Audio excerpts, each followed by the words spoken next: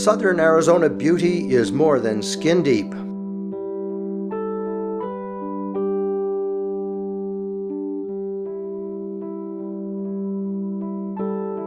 History that is represented here goes back for 12,000 years.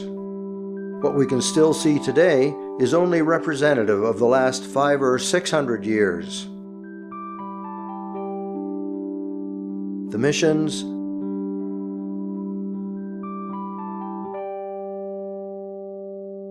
the presidios,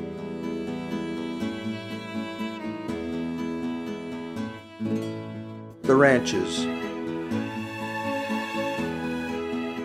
So let's look at some history.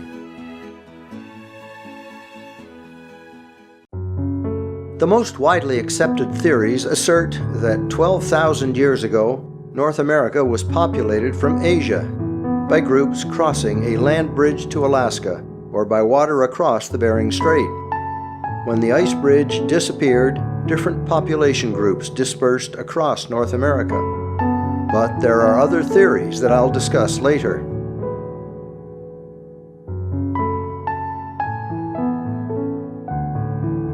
The Four Corners region seems to have been the focal point for the eventual populating of much of the Southwest, but we will concentrate on the groups that eventually appeared in southern Arizona. There are three cultures that developed in this area. The Anasazi, also called the ancestral Puebloans, the Mogollon, and the Hohokam. Starting around 7500 BCE, before the Common Era, the developing warmer, drier climate permitted pine forests and animals to thrive. This allowed Mesa Verde to be seasonally inhabited by nomadic hunter-gatherer Paleo-Indians. Around 1000 BCE, the basket maker culture emerged, living in pit houses and adding subsistence farming of corn, beans, and squash. The Anasazi, by 750 CE, the Common Era, had started the Mesa's first pueblos like this.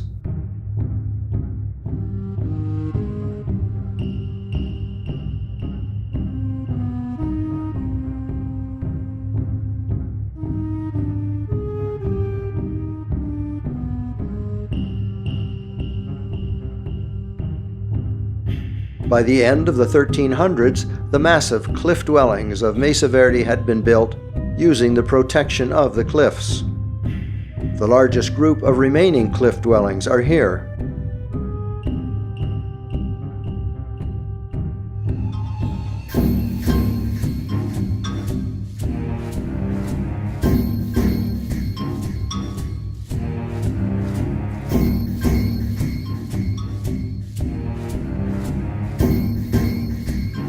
There are many others like Hovenweep.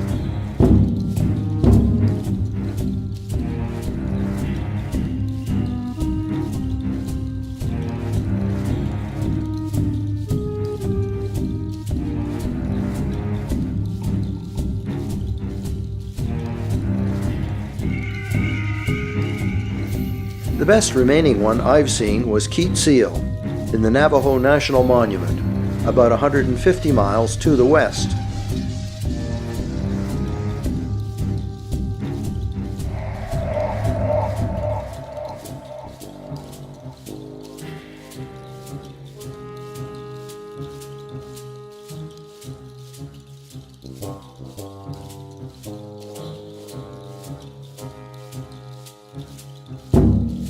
This same civilization was responsible for the amazing Chaco culture that built the largest structures of that period. Two of the great houses are Chetroketl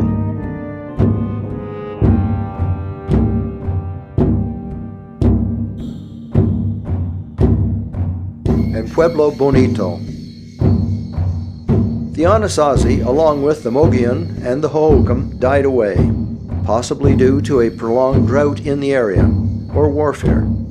The descendants of the Anasazi are considered to be the Pueblos, the Zunis, and the Hopis of New Mexico and northern Arizona. Eventually, the Navajo moved into this area. I discussed the Anasazi so I could show some differences between them and the Hohokam.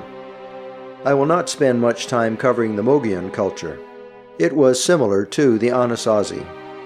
Differences have been identified between the Anasazi and Hohokam cultures in pottery.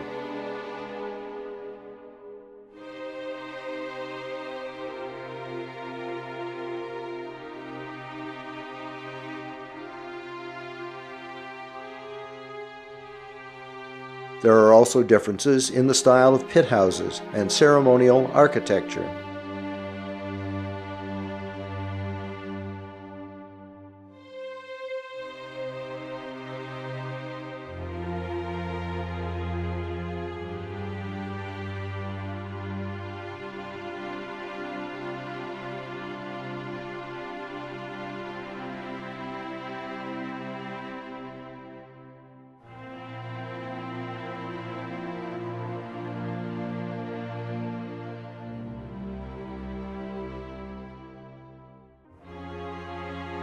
There are various theories about the origin of the Hohokam. There are strong arguments that they originated from Mexico, possibly arriving in Arizona as early as 2000 BCE. An archaeological dig along the Santa Cruz River indicated that the ancestors of the Hohokam lived there as early as 300 CE. Their permanent community and reliance on irrigation canals differentiated them significantly from the Anasazi and the Mogollon cultures of that period.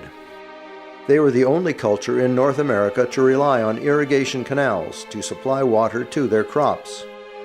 Some ancient Hohokam canals were recreated by the Mormon pioneers in Mesa in 1878, as seen in this image, and the modern Grand Canal flowing out of the Salt River near the Pueblo Grande site in the center of Phoenix. The similarities between the Hohokam and the Mesoamerican cultures of Toltec, Aztec, and Maya are striking.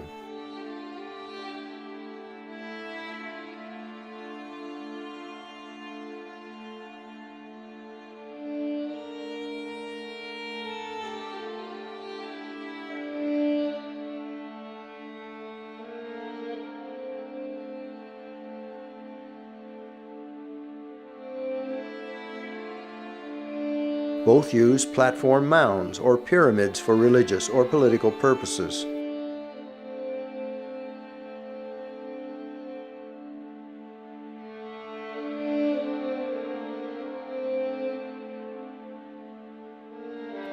And both had ball courts for sport.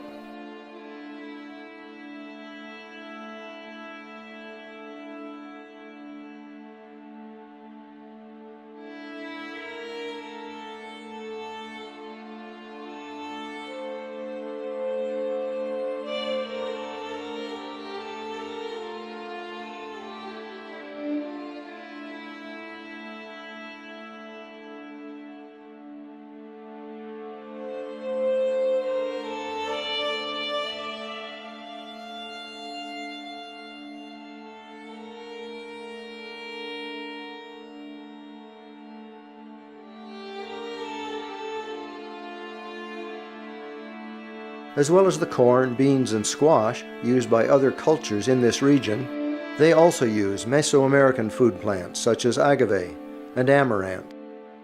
Amaranth is thought to have represented up to 80% of their energy consumption before the Spanish conquest. Another important use of amaranth throughout Mesoamerica was to prepare ritual drinks and foods.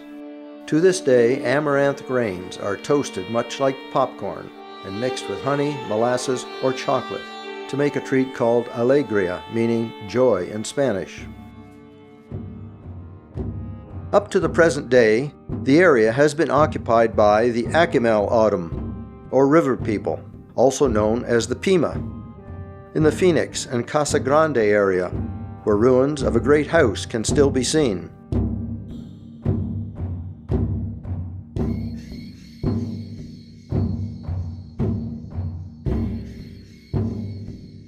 In this area, we can also see what used to be a ball court.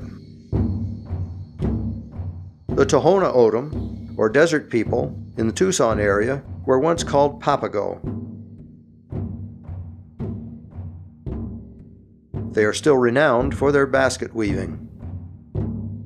There are several theories that earlier civilizations existed in Mesoamerica or South America before the Anasazi had developed. One theory holds that South America was already colonized as part of the original continent of Gondwana before it was divided into Africa and South America. This adds credence to the idea that the Hohokam were an entirely different civilization from the Anasazi. However, it is generally thought that humans didn't appear on Earth till after the continents had divided. This makes it unlikely that the continent of Gondwana provided the source of humans in South America. There are other theories about migration to the Americas, across the Pacific, down the west coast of North America, and across the Atlantic from Africa. Each of these could be improbable too, but human remains at these sites that have been dated prior to the Bering Land Bridge show that there were humans in South and North America prior to the groups that crossed the Bering Strait. Jumping forward to the European arrival, we find Fray Marcos de Niza, a Franciscan friar. Although he gets very little mention, in 1539 he was the first European to enter what is present-day Arizona, near Lochiel, after spending 8 years in Peru, Guatemala, and Mexico.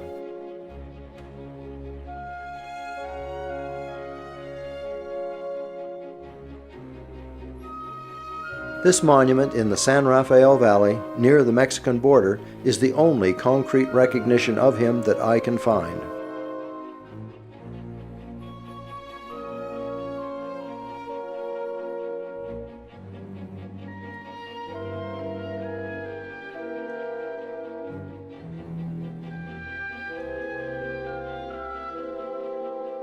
"30 miles to the east is the Coronado National Memorial.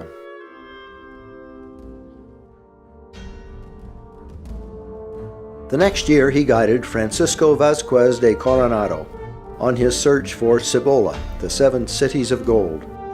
De Niza had claimed that they contained great riches. When the expedition saw the town was just a native village with no gold, De Niza was sent back to Mexico to protect him from the wrath of the expedition. Although De Niza had been helped by the natives, Coronado lost their support because he attacked villages while searching for gold. Traveling as far as Kansas, his main success was mapping rivers, trails, and resources. In 1683, Italian-born Padre Kino, a Jesuit priest, began his mission to the Indians in the area that is now northern Sonora, Mexico, and southern Arizona.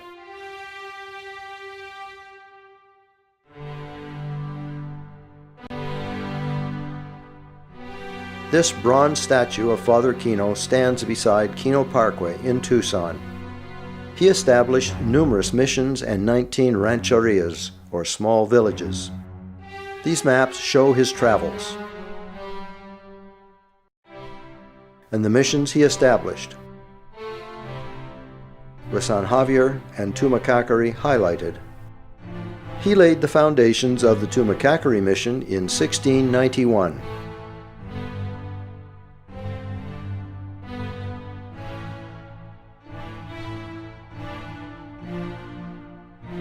San Javier del Bac was started in 1692. It is located on the reservation of the Tohono O'odham Nation, the Papago, southwest of Tucson, Arizona.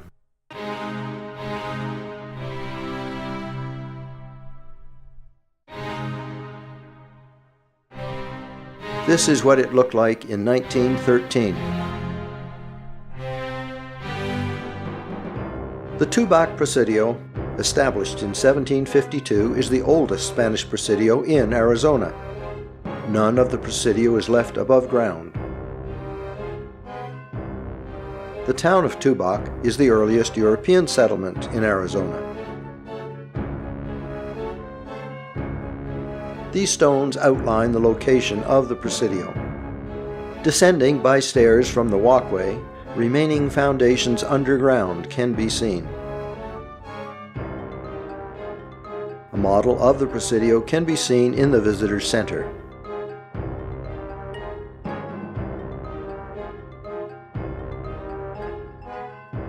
It was also a temporary camp in 1774 for an expedition to the Pacific coast by Juan Bautista de Anza. The Tucson Presidio was established in 1775.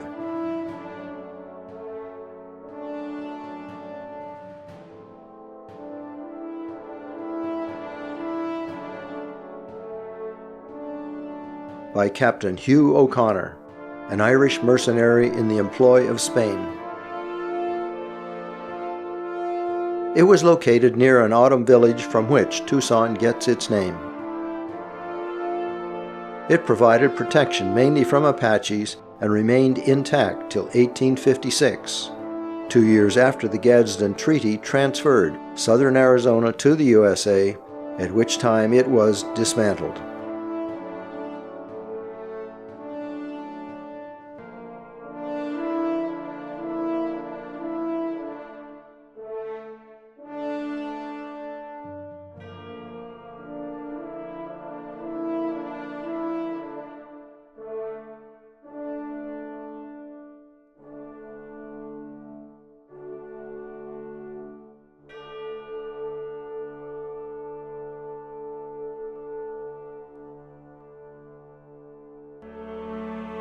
The Canoa Ranch, running along the Santa Cruz River on the south edge of Green Valley, was originally part of a Spanish land grant to Tomas and Ignacio Ortiz in 1820. After Mexican independence in 1821, and as a result of the Gadsden Purchase in 1853, almost all of present-day Arizona south of Phoenix became part of the U.S. In 1910, the Manning family bought the property, and Canoa Ranch became known as one of the most progressive ranches in the Southwest, due in part to the canal and irrigation system they installed.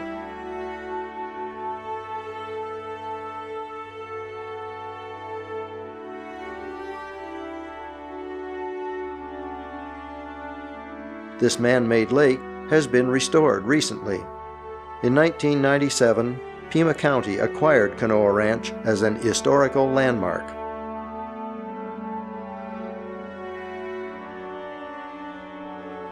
The San Bernardino Ranch is east of Douglas. Ignacio Perez originally bought 73,000 acres there for 90 pesos in 1822, but Apaches forced him to abandon it.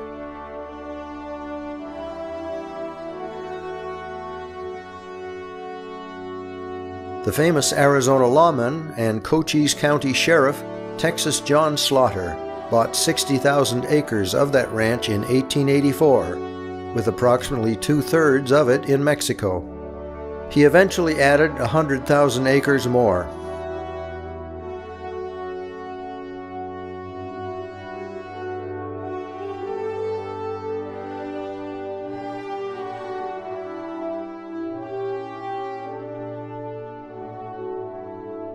The existing buildings are within a stone's throw of the Mexican border.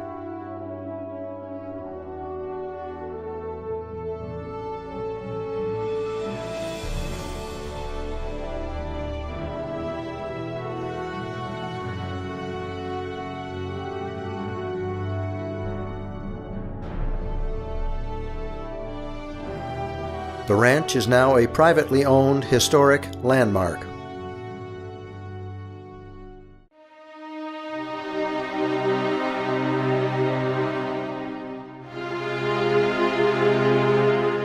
The present-day culture and atmosphere of southern Arizona is based on the civilizations and traditions of those who came before.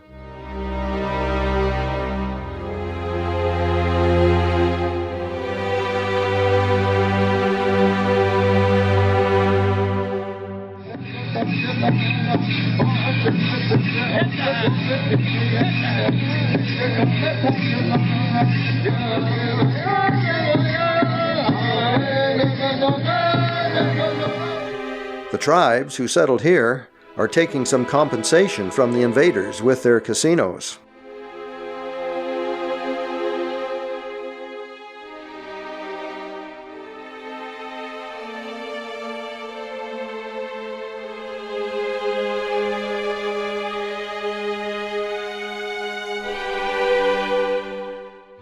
As well as the native traditions, we also have the Hispanic culture of the Spanish and Mexican settlers.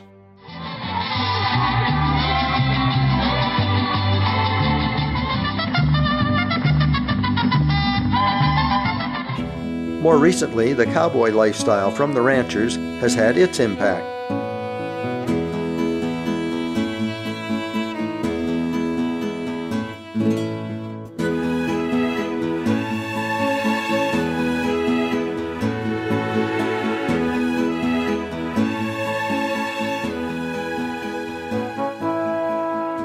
These have all contributed to the southern Arizona that we who live here love.